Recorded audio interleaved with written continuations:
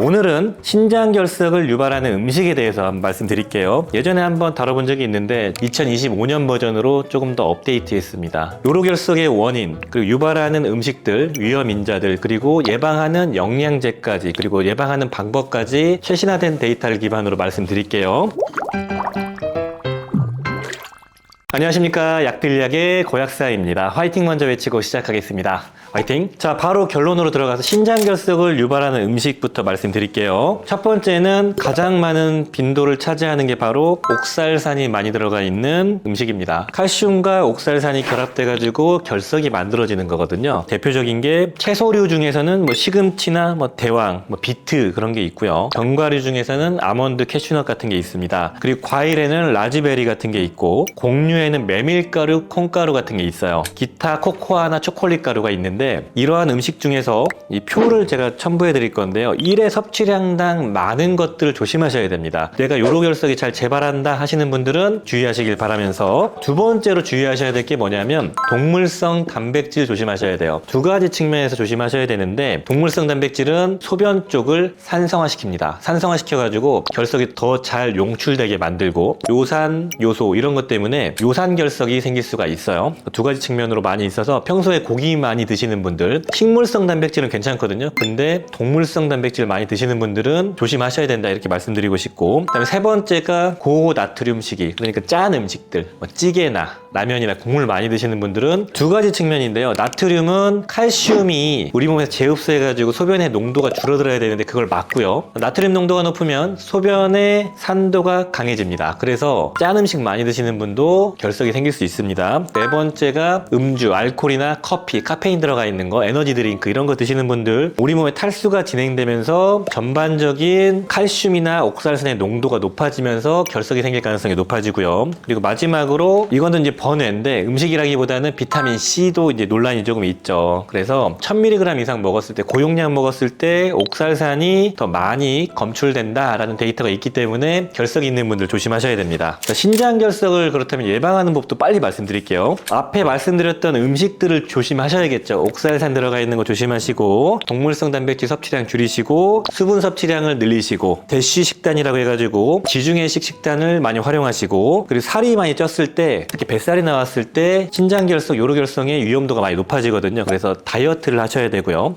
약물 중에서 아스피린 같은 거나 비타민 C 같은 걸 조심하셔야 됩니다. 그리고 이제 피하는 방법 중에서 우리 몸을 알칼리화 시켜주는 음식을 드셔도 되게 도움이 됩니다. 알칼리화 식단 중에서 대표적인 게 바로 그 과일들 중에서 오렌지나 레몬 같은 게 있어요. 그래서 오렌지 주스를 하루에 한두 컵 먹거나, 레몬을 하루에 1개 정도를 직접 먹거나 또는 짜 먹거나, 이런 것들이 요로결석을 예방한다는 자료들이 많이 있습니다. 인슐린 저항성과 성인병, 대사증후군 이런 것들과 이런 요로결석과의 상관관계가 최근에 많이 밝혀지고 있거든요. 그래서 인슐린 저항성을 개선시킬 수 있는, 그리고 대사증후군을 개선시킬 수 있게 잘 관리하는 게 되게 중요합니다.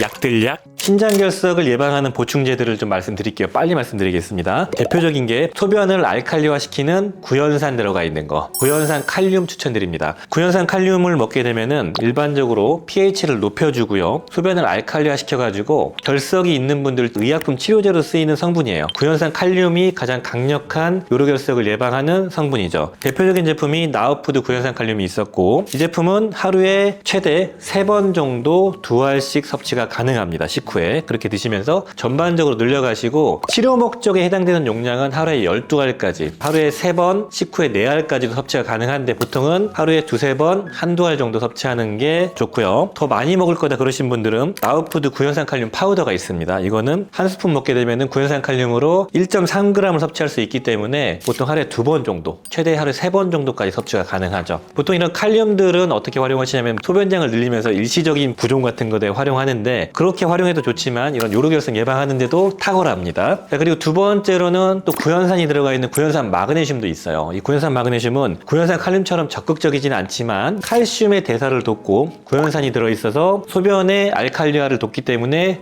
보조로, 그냥 관리 목적으로 섭취가 가능합니다. 그래서 대표적인 게 뉴트리콜로지 구연산 마그네슘이 있었고, 여러 가지 제품이 있는데 이 제품이 가장 한 알당 함량이 높고요, 가격도 괜찮습니다. 그래서 하루에 2번 또는 3번 식후에 1알 섭취하시면 되는 그런 제품입니다. 제품이죠. 그리고 전반적인 미네랄 밸런스를 통해서 이건 더 소극적인 방법이에요. 칼슘, 마그네슘, 비타민 D3, K2가 들어가 있는, 이 칼슘의 잘못된 석회화 같은 걸 예방하고 칼슘이 과잉되는 걸 막아주는 조합인 것이죠. 대표적인 제품이 라이프 익스텐션 본 리스토어라는 게 있고 K2가 함께 들어간 걸 드셔야 되고, 캘리포니아 골드 뉴트리션의 본 부스터라는 제품이 있었습니다. 이런 제품을 활용해서 이런 복합 미네랄이 전반적인 칼슘의 잘못된 사용, 과용돼서 침착되거나 이렇게 소변으로 나오는 걸 예방할 수가 있죠. 또 다른 방법, 이제 미네랄은 아닌데 이제 구연산을 직접 먹는 방법도 있어요. 구연산을 뭐 건강을 위해서 드시는 분들이 있을 겁니다. 요로나 방광 건강을 위해서. 구연산 자체가 일단 살균 작용이 있기 때문에 그 용기 같은 거, 스테인리스 같은 것들을 세척하는 데 사용하지만 이런 식용 구연산을 먹을 수 있거든요. 나우푸드 식용 구연산이라는 제품이 있는데 채소에 뿌리고 뭐 이런 데 쓰는 용도로 되어 있지만 식용이기 때문에 사람들 많이 먹습니다. 섭취 가능한 거고 마트에서 파는 식용 구연산 사용하셔도 되고요. 일반적으로 이런 식용 구연산은 하루에 1g에서 2g 정도, 한 스푼에서 2스푼 정도를 물과 함께, 주스와 함께 섭취하시면 되는 그런 조합이죠. 이런 것들을 활용하시면은 재발하는 요로결석, 신장결석을 완화시킬 수 있습니다.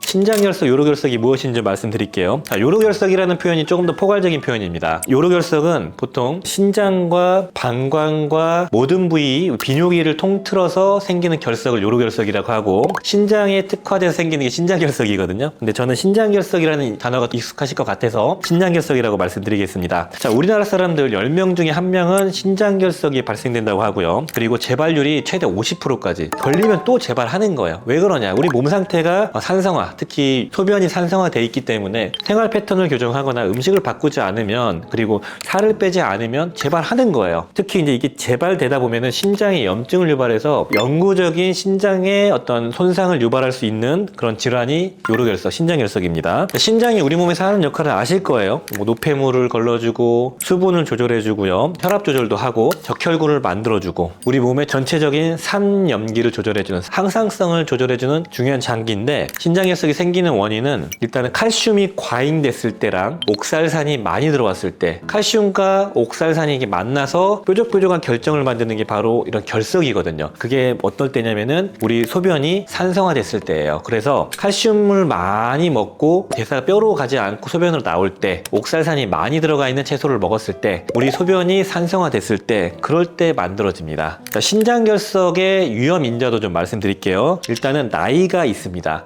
40대 이후부터 급격히 증가하고요. 남성이 조금 더 많습니다. 일반적으로 여성보다 한 2배 정도 요로결석 위험도가 높다고 하고, 계절상 여름, 그리고 더운 지역에서 많이 발생됩니다. 소변량이 줄기 때문이죠. 그 다음에 대사증후군이신 분들에게서 이런 신장결석의 위험도가 70%까지 늘어난다고 합니다. 대사증후군은 뭐냐? 혈압, 당뇨, 고지혈증 등의 여러 가지 성인병이 같이 진행되는 상태를 뜻해요. 그래서 이 대사증후군이 있으면은 중탄산염이라는 소변을 알칼리화 시켜주는 그 물질이 감소하면서 산성화됩니다. 살 빼고 관리해야 된다, 이렇게 보시면 되겠네요. BMI가 30 이상인 분들의 신장결석 위험도가 50%가 늘어난다고 할 정도로 다이어트도 되게 중요한 부분이에요. 자, 그렇다면 이런 신장결석의 증상도 한번 알아볼까요? 신장결석은 되게 고통스럽거든요. 구조를 보시면은 되게 뾰족뾰족해요. 이게 요관을 막거나 신장에 딱 들어갔을 때 엄청난 통증을 냅니다. 그래서 소변과 함께 나올 때 긁거든요. 정말 찢어지는 통증, 말도 못하는 통증, 악소리도 못 낼 정도로 힘들어합니다. 전형적인 통증은 등 쪽에 생겨요. 등 쪽에. 그래서 식은땀을 흘리고 열이 나면서 염증이 생기니까 심한 등 통증이 생기는 게 전형적인 요로결석의 특징입니다. 여기가 이제 신장 쪽이 이상이 생기니까 심한 구역구토도 생기는 것이죠. 그리고 혈뇨가 생깁니다. 방광이나 신장을 긁으니까 혈뇨가 생기는데, 공통적인 특징, 등이 아프면서 열이 난다? 병원 바로 가셔야 될 신호이고요. 혈뇨가 나온다? 바로 병원 가셔야 됩니다. 구역질이 심하면서 혈뇨가 나온다, 이런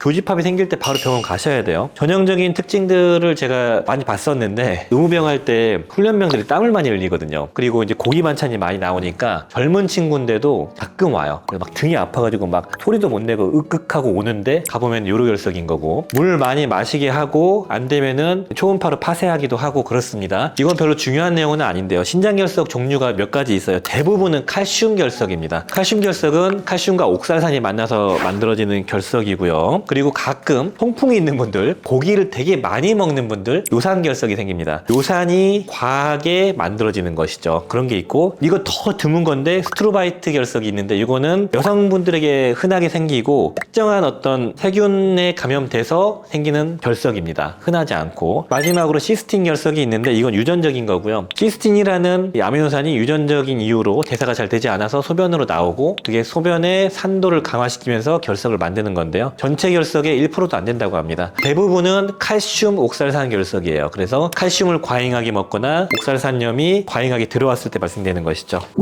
약들약. 자, 오늘 영상은 신장결석을 유발하는 음식 한번 다뤄봤고요. 전반적인 내용을 과거에 다뤘던 걸 좀 업데이트해서 전달드렸습니다. 궁금한 거 댓글로 문의 주시고요. 오늘 영상이 도움이 되셨다면 좋아요, 구독 부탁드리겠습니다. 감사합니다. 빠이요.